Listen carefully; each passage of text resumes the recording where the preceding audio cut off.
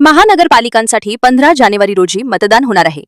प्रदीर्घ प्रतीक्षेनंतर होत असलेल्या या निवडणुकांसाठी 4 सदस्यीय प्रभाग पॅनल सिस्टीम रचना लागू करण्यात आली आहे.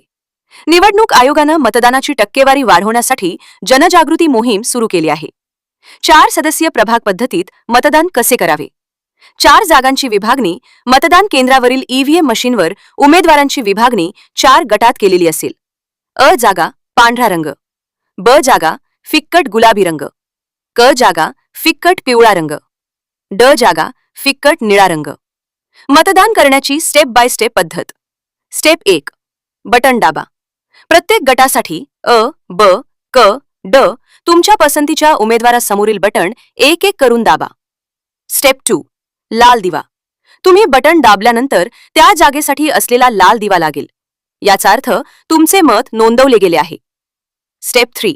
अंतिम बझर. जेव्हा तुम्ही शेवटच्या म्हणजे ड गटातील उमेदवाराचे बटण दाबाल त्यानंतर एक लांब बझर बीप वाजेल. तो वाजल्याशिवाय तुमची मतदान प्रक्रिया पूर्ण होणार नाही.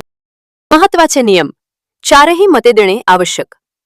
4ही जागांसाठी मतदान केल्याशिवाय तुमची मतदान प्रक्रिया पूर्ण मानली जाणार नाही. नोटा पर्याय. जर तुम्हाला कोणत्याही गटातील उमेदवार पसंत नसेल तर तुम्ही नोटाचे बटण दाबू शकता. एकच मत नाही.